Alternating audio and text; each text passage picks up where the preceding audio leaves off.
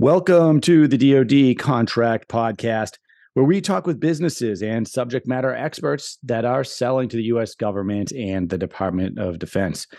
We discuss strategies and tactics that are working for real businesses, as well as give you a real sense of how your tax dollars are at work with these small business contracts in particular.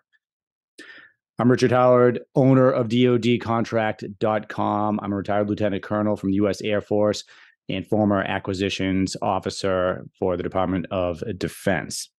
Now, quick question for you before we get into today's episode. Is there something you want to see on the show that I haven't covered? Is there a business that you'd like us to interview that you think would be a good guest? A technology area or industry that we haven't covered that may be involved with government procurement? If so, just leave your thoughts in the recommendations section. If you're listening to the podcast or if you're on YouTube, leave a comment and we'll take those. And this is how we actually develop a lot of our episodes. So your comments and suggestions mean a lot to me and to the other people that work on the podcast. Today, we have a great episode. My guest is Jacob Hill. He's the owner and founder of GRC Academy. Now, GRC Academy trains and researches governance, risk, and compliance. And they have courses which are very, I would say, critical for any business that's selling to the government. He covers things like CMMC and NIST 800-171. If you don't know what those are, just listen to the episode. But basically, I would say I would put you in two different tiers. If you are selling anything, if your company does anything that would connect to a network, if you have a software or a piece of equipment, anything that's going to connect to a government equipment, I would put you in the first tier category, although CMMC can apply to businesses that are more involved than that. This is a great episode because he's really good at explaining what you need to know about things like CMMC. We touch on other things like FedRAMP and whatnot, but I think this is going to be a good episode for all business owners to listen to. Now, Jacob is also going to be giving us a course that we're going to put in the DoD Contract Academy. So anyone that's in that is going to get a little preview of what CMMC is. I think that's going to be really good. Now on to our sponsor for today's episode. Today's episode is brought to you by Govly. Now, Govly is a platform that you could subscribe to online. There are a lot of different platforms you can go to look for opportunities, but Govly is extremely unique. And this is one of the reasons that I've taken them on and they are working with me. You can also listen to the episode I did with the founder of Govly, which was a few episodes back. I'm going to read you a review of one of the people using Govly, and then we can go from there.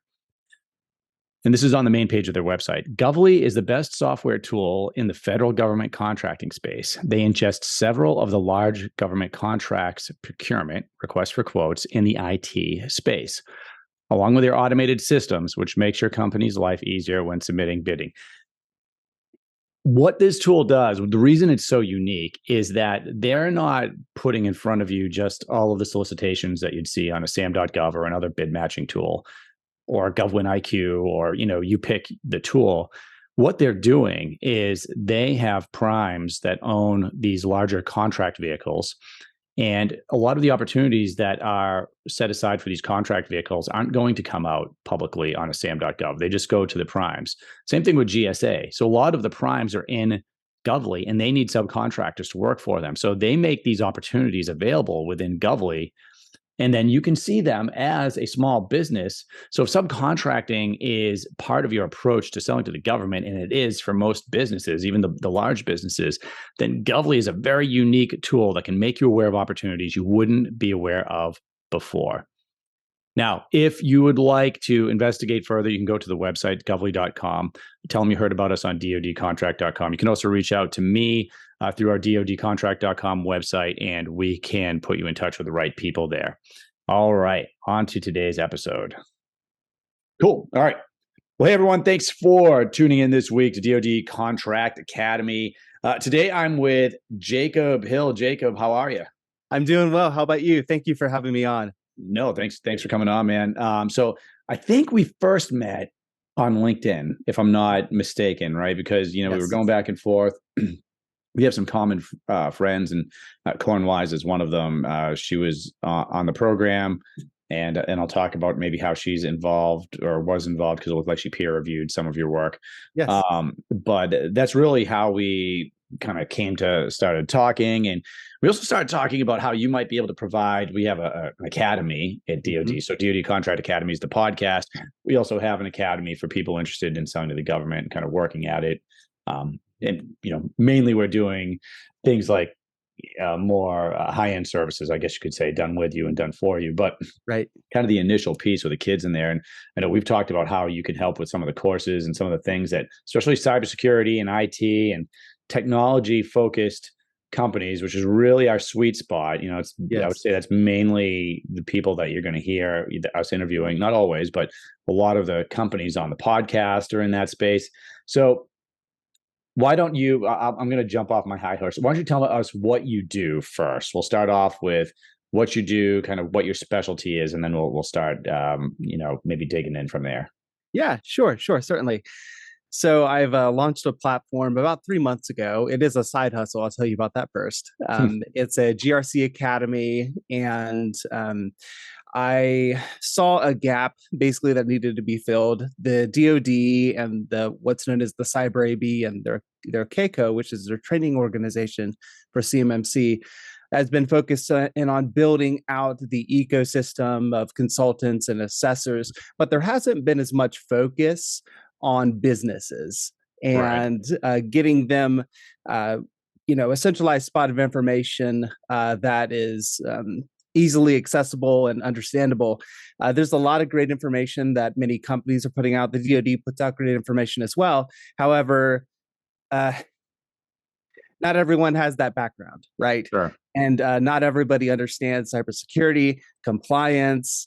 And so I built this course to provide an overview and give folks a great understanding of CMMC, NIST 800-171, the contractual requirements, the whole bit. So that they can make informed decisions and go from there. It does not replace the need if a company is very small and they don't have an IT guy, a cybersecurity guy. It doesn't replace that need, but it will give them a solid point so that they're not fully reliant and following blindly, their consultant, and they can understand what's going on. Sure. We're going to dig into that too. I think the cybersecurity and IT companies are probably going to get this to some extent, right? Because that's their, they should, right? That's their bread and butter. But companies that are maybe like SaaS companies that aren't necessarily focused in something like cybersecurity are really going to need to pay attention to this, because there are a lot of things that you need to understand when you're selling to the government, when you're selling to the DoD, when you're trying to connect to a network. There are a lot of, and we've covered it a little bit on some episodes. I try not to make that the focus, but on this episode, I think we really want to dive into that. But before we get there, why don't we why don't we learn a little bit more about you? Like, where are you from? Where'd you grow up? Where'd you go to school? Yeah. Where'd you learn all this? Yes. Well, I was actually homeschooled back in the day. And then I went to community college, transferred into George Mason University from there. And I got my bachelor's in IT back in 2012 or something like that. And I worked through most of my college. I was able to get a part-time position doing IT help desk work when I was the fresh young age of 18. And where was that? It was, I'm based out of Virginia, and that's where I grew up. And it was at a company called EG&G Technical Services. Back in the day, they were acquired by URS. Now they're acquired by AECom, if I recall correctly. I haven't kept up with history. There could have been another acquisition since then. It's hard to track all of the buys, isn't it? Yes. But my father, he was actually an IT, like a LAN administrator over there. And that's how I got my foot in the door, which was awesome. So thanks, Dad. But from there, I was actually supporting a program called MRAP, which no doubt you're familiar with, and very interesting program, and met a lot of people. So that what is MRAP for the audience? It's the mine resistant, and I'm blanking out on the A.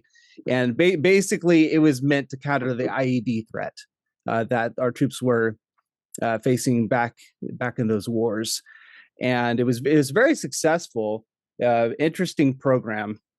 And if I can get the name for you here. It's mine resistant, ambush protected. Yes. Yes. Mine resistant, ambush protected. Yeah. It was a very interesting program to support. Lots of interesting folks working on that program. And then I moved over to a IT position working on base and over at Marine Corps Systems Command, supporting those folks. And again, met a lot of really interesting people. What base was that at? It was a Marine Corps base, Quantico. Okay, so you're at Quantico. All right. Yes, yes. I'm an Air Force guy, so like the Marine bases and the Navy and Army, like I always have to kind of dig in there. So right. Yeah, but from there, I actually jumped onto the government position, for about 5 years. And okay, cool. So you were a GS at that point. Yes. And, Yes. and it happens like this a lot, where you'll start off as a contractor, and you know it's not a podcast necessarily about being a government employee, but I do get a lot of questions about over the years about individuals that are looking to work for the government. So I mean that is an interest area for some people, and a lot of the ways they get into it is they start off as a contractor, and then they transition over to that GS. Well, how did you find that transition, and it kind of maybe really quickly, what did you like about it? What didn't you like about it? Yeah, well, the first position, the culture there was probably quite toxic. So when I came in, they were losing people left and right, which actually was great for me because I'm the young, hungry guy, energetic guy, and you have all these folks who are probably disengaged or maybe actively disengaged. Yep, and so I got to do a lot of interesting things in that first position. I was able to be a team lead over a team of procurement analysts. We were working on a program called MCHS, the Marine Corps Common Hardware Suite, and then McSelms, which is the software piece. And I think, if I recall right, that was just for the tactical folks. And then I was able to be a project officer in the Corps for a short time. Okay. So that was very interesting. But could you tell the audience, what is a Corps? What does that mean? Yeah, contracting officer representative. So you are basically the middleman, or the middle person between the contractor and the contracting officer. Okay. And sometimes a Corps is, and this may have been your experience, when you hear about the larger contracting vehicles, which I've covered on some of the episodes on this show, like if you think of a NASA SOUP, which is a big one, right? Or just maybe an IDIQ, a 3 to 5 year IDIQ that you can make orders off of for multiple businesses. There's going to be a Corps that is managing a lot of the purchases, I guess you could say, with that contract vehicle. Now, were you involved with anything like that, or? I was not in that perspective because it was already an operating program. It was for a web application, which had already been going on. Although I will say is that the handover that I received from the previous Corps and project officer, because it was combined, that was the same thing for me, was not great. Yeah, that sounds familiar. Yeah. She actually told me she deleted everything. So, oh, my word. Yeah, that's a job that I know.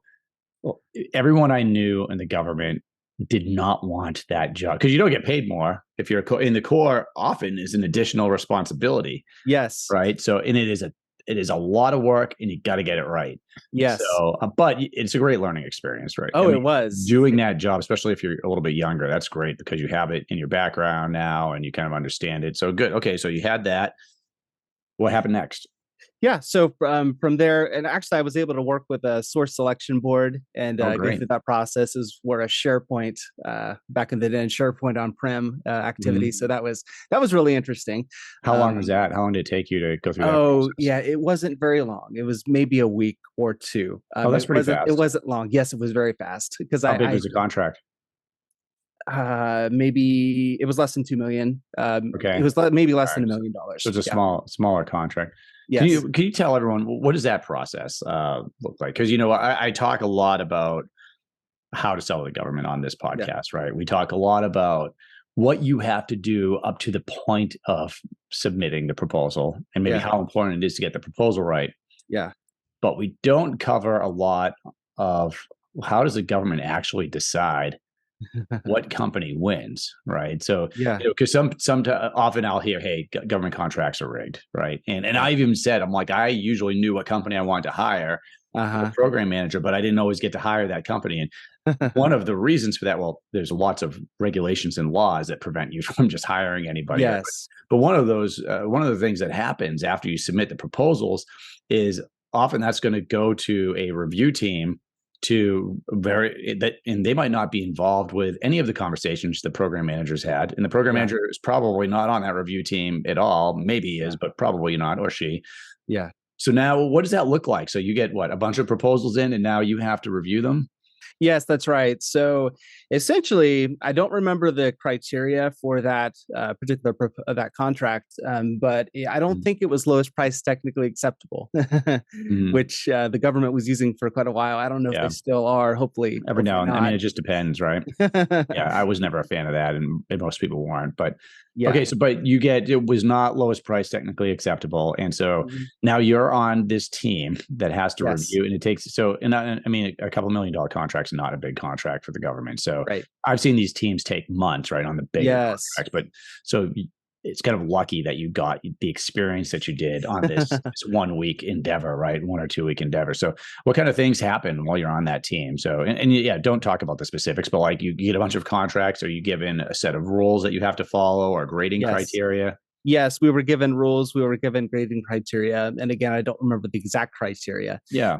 But what was interesting about that one is we were looking at the different proposals, and we saw the same names on them, the same personnel on them for about three of the Hmm. proposals Did had the any of same those folks. win? I think they may have, yes. And Okay. what was funny is that they weren't. You kind of expect if you have the same names that they'd be real similar, but one didn't meet the requirements that we were asking for. It was pretty rough, Yeah. and but two of them were pretty similar. And I think another one, maybe there were two others that were different from that. I can't recall exactly who Yeah. won, but I thought that was pretty interesting. Just the teaming that goes on. It's Yeah. like somebody's Sometimes, going to win. especially as a subcontractor, right? Like you have now well, I guess you could do it either way, but if you're a subcontractor, a lot of subs will partner with a couple different primes, and Yes. so it gives them a couple different opportunities to win, right? And Yeah. especially if you're this, I guess, for anyone that's subbing a lot, and I got to do, and we're going to do some episodes that go more in depth on subcontracting and teaming. But typically, the prime is the one that is going to write that proposal, Hmm. and all proposal writers are not equal, Yes, as you that's right. saw, right? So, That's right. so maybe you have one sub that is partnered with three different primes, and one of the primes just was winging it and just put in a crappy proposal, didn't do a compliance matrix, didn't do all the things you're supposed to, and then the other two maybe did better. Okay, so cool. I don't want to get too far down that rabbit hole, but I think that's a really interesting experience, Yeah. and a nice little added bonus for those that thought this was all going to be about CMMC and cybersecurity. So Yeah. cool. Okay, so moving on from there, so you got some great experience. Yeah. So from there, I went over into what was called the Certification Authority's office. And back then it was under DIACAP. That was the DoD's authorization process, how you get an ATO on the government network. What does that stand for? An authorization to operate. Okay. And why do you need that? Yeah, you definitely need that. So I said, why do you need that? Oh, I see. Got it. Yep. So We're just explaining to yes, people that don't understand the acronyms, or yes. or maybe, hey, why do I need an approval to operate? Yeah, that's right. So on the government's network, if you want to bring anything onto the operational side, it has to go through a risk assessment. The government wants to understand number one, what is it that you're bringing on? What are the pieces and parts of that? What are the vulnerabilities? And the ultimate output of that, they have a number of security controls as well that you have to account for. Mm-hmm. And the output of that is, part of this is a risk assessment that happens by the certifying authority that was under DICAP. And then they route it to the designated authorization official, if I recall correctly. He was calling himself the authorizing official, which is an RMF term back then. So we didn't really use the term DAA.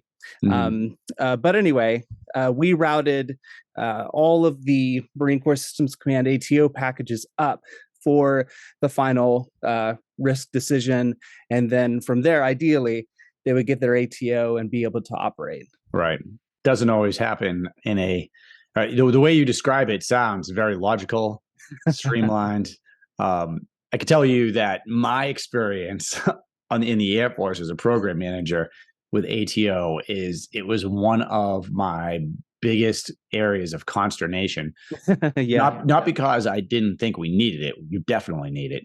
But sometimes it would be so painstaking and take so long to get an ATO. Yes. For a system that we put out that already takes a long time just to put somebody on contract and build whatever you're building or get the software. Then you can add 6 months, a year, longer than that, just to go through this process to get an approval to operate. It can be very frustrating. Oh, yes. And then you have different reviewers and they might get their hands on it at certain points. And one might say, well, no, one might say this is okay. But the other guy might say, well, no, you need to go back. Yeah. Some of that is subjective, It is. And varies wildly from one agency to another, not to mention within the same agency, because everyone's different, right? Everyone has their own peccadillos, things they focus on. Right. Cool. So are you going through a list of because you hand that ATO package up, right? But you're going through this risk assessment. So that's a list of controls that you're looking at and making sure that, does that sound accurate or is it a little bit different? Yeah. So you have a few things. One is the list of controls that the program office says, okay, this is how we believe we've implemented. This is what we've inherited. This is what is non-applicable to us. To our system. So you have to evaluate that. And then there's the technical piece where they go through these, what are called STIGs, Security Technical Implementation Guides from DISA. And they will, basically it's a set of configuration guidance. They have a lot of STIGs for Windows, for databases, for Linux, for web servers, for printers. The list goes on and on. Right. So whatever your system is based, whatever the pieces and parts of your system are, you'll apply a set of STIGs. And so we review those also. The STIGs have a severity category. So Cat 1 is very, very critical. Cat 2 is, moderate, medium. Cat 3 is what is called low. And so the severities do matter. And a STIG check could be as simple as, well, this registry key needs to be set to 0 to disable Bluetooth or something like that. Right. And sometimes STIGs can have hundreds of checks. So it's very involved. So are you going through this process for software suites that want to get added? Are you going through this process is it for equipment? Typically, what were you checking? Yeah. So really, we were let me back up a little bit. We kind of reference their software list, and number one, we want to make sure, okay, well, you have this list of software, and okay, did you apply this in that STIG? Because if they missed it, they have to go back. And ideally you want to catch that up front so they don't have to go rework. Right. But yeah, so we look at that software list and that tells us what STIGs they should be applying, which is kind of subjective as well, unfortunately. Yeah. So that's another level of subjectivity. Does that answer the question? No, it did. Absolutely. Okay. So you're learning a lot. You're getting some great experience there, right? Okay. Yes. So what happens next in your career? You're a government civilian for, I think you said 5 years. Yes. Yeah. And actually when I came in, I was quite fresh, quite new into cybersecurity. So I wasn't the guy doing the assessments at that point. Right. I was kind of led into that. I was doing some SharePoint work, building some tools, some dashboards and stuff like that while I kind of absorbed the information, but after that, I went over into, I decided that the money wasn't good enough in the government and I jumped out back into, private defense contractor. And I was not surprising. In fact, we were at, God, what was it? Was it DOTUS? I was listening to the chief information officers from so the time of this recording is, what is it? March 2023. So DOTUS in December of 2022, the chief information officers from just about all of the services. I think there was one where we didn't have a CIO or somebody else, but one thing they all agreed on is a serious problem that they were having is training and keeping personnel in the military services that actually understand cybersecurity and data management. Yes. Because once they get, somebody to a certain level of training, whether we're talking about something like CISP or, the different certifications you have, or just training them so they understand, they do exactly what you did, right? Which is, look, the government can't compete with what a company is going to pay somebody with that knowledge. They just can't. So what's happening is a lot of them are exiting, and then now the government has a problem. How do we maintain people that actually have this knowledge base? So sounds like you added to that problem. And but by the way, don't blame you at all. So you spent 5 years there. You served the country. You were providing value, and you're still doing that just from a different angle. So you go to the defense contracting route after that. Yes. Yeah, and I was working on a program had to do with missiles, which was awesome. And we had a program that was transitioning from DIACAP to what's called Risk Management Framework, which is RMF. Yes. And that's a federal standard. The DoD was doing their own thing under DIACAP, and now they're acclimating to the federal NIST, National Institute of Science and Technology standard for cybersecurity. What year was this? That was 2015. Okay. Copy. All right. Yes. Let's keep going, man. So what happens in 2016, 17, 18? Yeah. So I spent some time over there, learned a good bit about RMF and all the security controls. And with RMF, I don't remember so much under DIACAP, but RMF, depending on the categorization of your system, you could have several hundred security controls. So it's very stringent. Oh, absolutely. Yeah. It's a huge pain in the ass, for lack of a better term. And anyone involved with that, like, I give them tremendous amount of credit, because they have a job to do that is very difficult, and it's often competing with what leadership wants on the government side, right? Because we want the thing that we bought that's going to help the warfighter to be approved and used as fast as possible. But that process can be a frustratingly slow endeavor. And the government, and this may lead to what we're going to be talking about here, the government knew that we needed to give industry away. I say we, like I'm still in the Air Force. I'm not. Right. So, but the government does and is trying right now. They have a variety of things they're doing to give industry away to develop their software suites. So they are taking all of this into account, which will then make it faster, in theory, to get these ATOs and get onto systems. So I think we're going to probably talk about some of those, but I don't want to take the words out of your mouth. So let's keep going here. So we've got a frustrating RMF NIST process. Yeah. It was a very big program, so I had to work with a lot of different folks to get the answers I needed. But very interesting for sure. Good. And then I moved from that position on to my current company, which is my day job. And I am now the director of cyber operations. I came into the company to work on a enterprise deployment of a security solution for the Marine Corps, back to the Marine Corps. And got their ATO for them. And, that was my first RMF ATO. No small feat, by the way. Yeah. It just a nominal small fee. Right. Yes. And then after that contract, I shifted into the corporate side. So there is something called NIST 800-171. And for several years, that's what I've been focused on.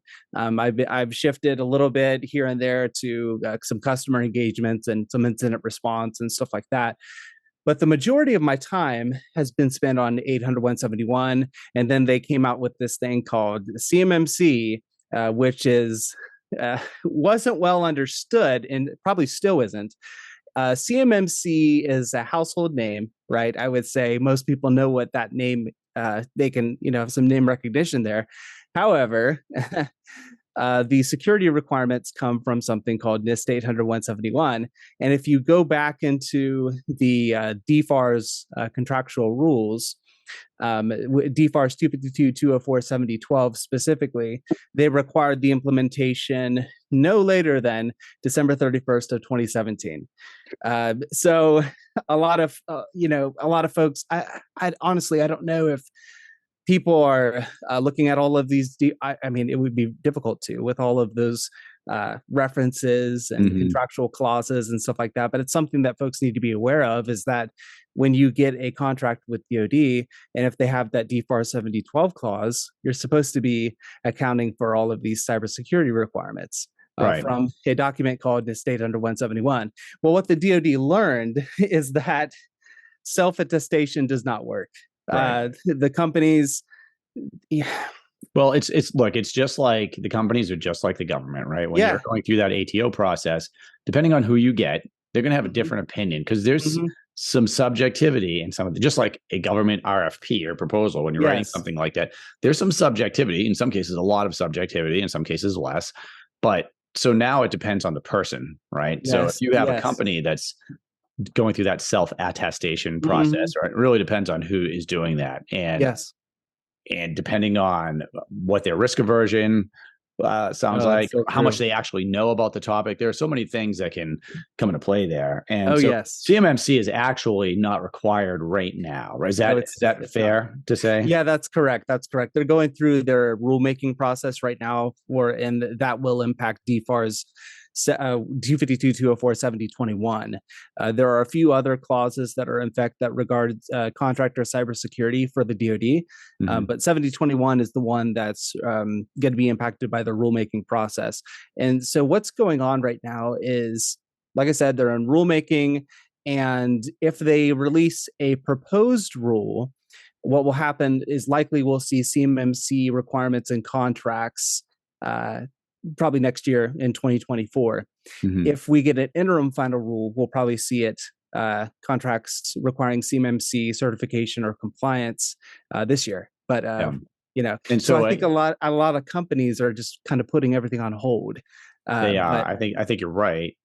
They probably shouldn't be. Yes, but there is a tremendous amount of work that goes into something like CMMC, right? Yes. And well, where am I going with this, right? It's a tremendous amount of work. It's not required yet. You also have businesses that have been authorized by the government to do some of these CMMC assessments, right? These third-party assessments, right? Let's talk about that as I kind of formulate my thought. I have a path I want to go down, but I think we need to talk about everything first. Sure. So let me get there. We have so in addition to 7012 requiring the implementation of the security controls that CMMC will bring in a third party to assess, you have a few other clauses. You have DFARS 252, 204, 7019, and that requires the company to submit a score into a system called SPRS, or some people call it SPRS, the Supplier Performance Risk System, or something like that. And they're trying to reduce some of the subjectivity that goes along with an assessment. So they assign points to the controls, and you submit your score. The calculation doesn't make any sense, but I don't know who came up with the math. But you start with a negative number. It's kind of weird. Probably a committee. Exactly. So a lot of folks are actually submitting negative scores, which sounds really bad, but whatever. So and then you have another clause, which this is interesting, DFARS 252, 204, 7020.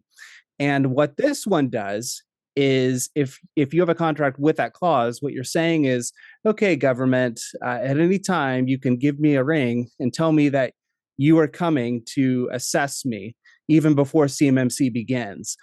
There's a government organization out of the DCMA, the Defense Contract Management Agency, and called the DIBCAC, and they have been conducting these assessments of organizations for, I don't know how long, maybe a year or two, longer than a year, but maybe 2 years, maybe a little longer than that. And so a lot of folks, they don't know that could happen. So if you have all these contractual clauses in your contracts, you really need to be up to par and doing your best to meet these requirements. Let's pause for a second, right? Because I'm just thinking about the business owner, maybe they have a software technology, they're not a cybersecurity. They probably have smoke pouring out of their ears right now, listening to all of the requirements that they're going to have to meet to Yes. sell anything to the government, maybe even questioning if they should be even involved with the process, right? So when we're thinking about this, and I'm sure you're going to get to it because we know you have training, but there are people that can help them, right? So do you, as a company, so a company that's listening to this, maybe they're in the development process right now and they're trying to figure out what they're doing. Mm-hmm. What's a good approach for them to take so they don't get caught by surprise when they're trying to win a government contract and now all of these controls are there? Or have you Mm-hmm. seen, have you worked with a company that's developing something and either help them or seen a best practice for them to take all of this into account as they're developing their solution? Yes, yes. There are some really great companies out there. If you go on a website, I believe it's, if you Google Cyber AB, it's cyberab.org. There's a marketplace full of consultants who have been certified, who can assist you to get to where you need to be. Are you one of these consultants? I'm not. I'm Okay. not. Is Corin one of these consultants? I don't know if she's a consultant, but she's an assessor. Corin, I know Corin has, whatever you need to work with a business Yes. to get in Yes. there. So she's an assessor. Are you an assessor? I'm not. Okay. Okay. Yes. Yes. So So that's not your gig right now, because I know you're talking yeah, about your that's side right. hustle. And we're going to That's get to right. that, but I just want to be clear with everybody, what you're, because you're obviously extremely knowledgeable. You know what you're doing and you have a lot of experience. Mm-hmm. You're also not trying to sell those services yourself, right? So it's not right now. We're just informing everybody of the process. So, Right. Right. but in your opinion, your professional opinion, going and finding one of these companies that you just talked about is probably a good idea. Getting a consultation maybe on what you're doing, Yeah. getting you I, going in the right yeah. direction. I think one of the best companies out there, and they have so much content, so much free content, is Summit 7. I would Okay. take a serious look at them, take a serious look at their content, if nothing else, because they have excellent information, a lot of podcasts, a lot of just excellent information. I feel like they're a great trusted source. Okay, great. And then people can check out the Corin Wise episode when she was on. I interviewed her. We talked about this a little bit. Yes. And I think she has services that she offers that would also align with this. And they can also check out L2 Cyber Solutions. That was, I'm not sure yet when this episode is going to come out, but I had them on recently, and they also are involved with the CMM. So she's Lisa Love and her entire team are extremely knowledgeable. So okay, awesome. Just a couple other options for everyone. So all right, man. So let's keep going here, because this is leading up to something, right? It's kind of leading up to you're calling it a side hustle, but one of the reasons I reached out to you and wanted you on the podcast is because I looked at your training and it's done very, very well. And if you can explain it to someone like me, then you can explain it to anybody. If I can get it, anyone can get it. So I really like that. So I want to jump in and make sure we talk a little bit about your training right now, where people can find it, how it can help them. Yeah. So the platform is called GRC Academy. grcacademy.io is the website. And the training, as I said at the beginning, it goes through, gives you a great overview and understanding of NIST 800-171, the DFARS contractual clause that I just spoke about. There's also a FAR clause that applies as well. And just tries to give you that understanding, that groundwork, so that you're not trusting blindly in a consultant and hoping that everything will be okay once you get to your certification. Sure. So that's been the entire goal of that. There are some things I would like to qualify here, though, based on my previous statements about the contractual clauses. You only have to apply NIST 800-171 if you have systems that process, store, or I can't remember the other one. Sorry. That's fine. Controlled and classified information. Gotcha. So if you don't have CUI, NIST 800-171 doesn't apply to you. Now, the caveat is that everyone has what's called federal contract information. When you get awarded a government contract, your contract is considered federal contract information, FCI, and the acronym is FCI. So CMMC level 1, what that does is it has a set of 17 requirements that is basically come from NIST 800-171, and you have to account for those. If you have CUI. You have to account for CMMC level 2, which is all of the 110 controls from NIST 800-171. And I would say probably 3 to 6 months for CMMC level 1. I mean, it's just a wild guess, because there's a lot of variables there. I've seen estimates for 0 to hero, I would say for CMMC level 2, we're probably looking at 12 to 18 months. Oh, wow. Yeah. It's it's a big investment, a lot of work. So my course can give you that basic understanding, the knowledge, and save you a lot of time poking around on the internet. And less than 3 hours. So that's one of the things I like about it. So I think one of the things that me and you are talking about doing is taking an overview of this topic, putting it into our academy. So anyone that's a member there and is going through our courses, they can take a look at it. But I also like this as a reference where people could just go to your site, and because the course is relatively inexpensive in the big scheme of things. So you can go on there and you can check out, you can get this overview. And in the way that you present the material is I don't want to say it's simple because you cover technical details, but you do it in a way where you can understand what needs to be done, what all of these terms mean, what you need to be thinking about as a business owner or somebody that works in a business that's going to be doing some of this work. It's a great starting point to know what you're talking about. Yes. Right. And I think that is one of the real values of what you're doing here. Yeah, thank you. And the other thing I'd point out is that they're bite-sized lectures. So 3 to 5 minutes is the norm. 9 minutes is quite a long one. But the thing I like about that is it's not a 1-hour lecture, and you got to find that one point where I talked about this particular topic. Very easy to go back and refresh if you need to. Yeah, companies there's a lot of different for the non-cybersecurity guys out there, right? There are a lot of different hoops that companies are talking about, and they're almost these terms are passed around with limited knowledge, I would say, myself included, right? But some of the terms that you hear all the time are CMMC, ATO, FedRAMP, right? FedRAMP process.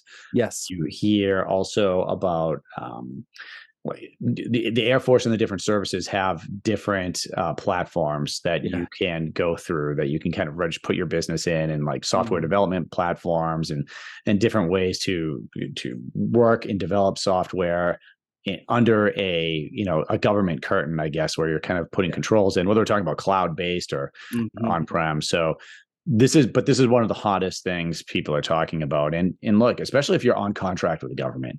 And this is where I start wondering, right? So you have a lot of companies that are on contract with the government. They have these software suites that are already hooked up. Yes. That equipment that's hooked up, and these controls the CMMC process hasn't happened, right? They probably struggle to actually put all of that into play. So, the government usually grandfathers people in and gives them, especially if it's a mission critical need, right? But there's a lot of unknown there. So just waiting and hoping it's not going away. Like, this stuff's not going away. Eventually it's going to be here. So you really got to start thinking about it and working on it now. Yes. And everyone involved with the DoD, except when they buy software, those don't have any CMMC requirements for the acquisition of software. But for everyone else, including landscapers, including your janitors and all those folks, they'll need to be either CMMC level 1 compliant or CMMC level 2 certified. Whoa. Explain this to me, right? So what does the landscaping company that doesn't have any applications or anything, they just have lawnmowers, right? So what do they have to do to be CMMC compliant? So level 1, those 17 controls to protect federal contract information. Okay. They're pretty basic, but I mean, basic to me is very difficult for others because if they don't have any IT expertise, they'll have to hire someone. Can you give me an example of a couple of those controls? Sure. So I have a Control Explorer on GRC Academy that I'll pull up really quick here. Just one moment. And I'll filter to the level 1 controls. So an example would be verify and control limit connections to and the use of external information systems. And so what that means is you can't just connect every little thing. You need to understand what you're connecting to and limit to just what, ideally what's needed. And that's because you have a federal contract. Maybe you have a signed contract on your laptop, which is probably where most companies have it, right? It's in their laptop. Maybe it's in a hard drive somewhere. Yes. They also have some physical security, basic physical security controls, escort visitors, monitor visitor activity. I know a big concern of the government in general is contractors because they, it's easier to compromise a contractor than it is the government network. Sure. So that would be a way in. So it's, I joked a little bit in that, the DoD, their trash is just going to be piled up. Their lawns are not going to be mowed, and it's going to be a mess. But it'll be interesting to see how this plays out because the DoD really could impact the supply chain. However, we had foreign adversaries that are after us, so we have to do something. That's true. And I'm sure this is just me having a lack of understanding, I guess. But when we talk about, I think you called it FCI. Yes. Talking about FCI, like all public sector information, like contracting information, for the most part, there's some classified examples where this isn't the case, but for the most part, it's public, right? Like I can go in right now. I've got a variety of tools I can go to. Yes. Tell you every single contract that a company has won, and I can see exactly. And there's something like there's hundreds of pieces of information associated with these contracts that are published, and then you can actually request the contract. From anyone. They don't have to give it to you, but you can. There's a mechanism for you to request. Like if I want your contract with the government, I can request that. And as a citizen of the United States, and really why the FAR exists. I mean, this goes back to the revolution, which is preventing things like profiteering, ensuring transparency, all of that. That's why we get that. So I wonder how this is going to impact that availability of data. Yeah, that's it. Very interesting. I'm not exactly sure. The applicable FAR clause is FAR 52.204-21, and it talks about basic safeguarding of covered contractor information systems. And you'll see the federal contract information defined there. I wonder if, sorry, not to cut you off. No problem. Getting to this, but I wonder if a lot of that information is stuff that wouldn't be publicly available or would be redacted anyway. Like, you talk about like PII, for instance, right? Sure. So I'm not going to see your social security number when I go looking up your business contracts online, right? So there's going to be some things that I'm not seeing. So I wonder if it's just going to maybe limit some of the data they would consider. Yeah, and some examples I've seen is programmatic charts, and there's some associated stuff that comes along with that. Now, the one thing I will say is that it's interesting because the government. I was given an example by a person who was in a meeting with a military guy, and he said that, well, even if you bring porta potties, you're going to have to be CMMC level 2 certified because we have a map that we give to you, and it has CUI on it. And so the government is not going to, they may make poor decisions, and they may just not be able to get a contractor. So that's something to consider for future plans for contractors, because a lot of them say, okay, I'll just go level 1. That'll be sufficient. But we don't know how many level 1 contracts there truly will be. So it's going to be a big, I think it'll be a partner differentiator as well for partnering. Because if there's a CMMC level 2 contract and you have a prime, they may want to see all of their subs be CMMC level 2, especially the big primes, because they might view it as a risk to have a CMMC level 1 partner, even if they won't receive CUI. What if they do? Then we have an incident. We have to respond. It takes time. Could cause problems. So it's big considerations. Yeah, it's Alexa off. That's my Alexa telling us that you have an appointment coming up. Alexa off. I don't know if anyone else listening lives their life by Alexa, but I have alarms and reminders and everything else that go off all day that keep me on track. And I've also been told, I've had cybersecurity people on here, like, why are you using that? Alexa is listening, recording everything that you're saying, and your entire life is on there. So that Yes. that may be true. But what is true is that that alarm was accurate. So we're coming to a close here, and I know we could probably talk for a couple more hours about this.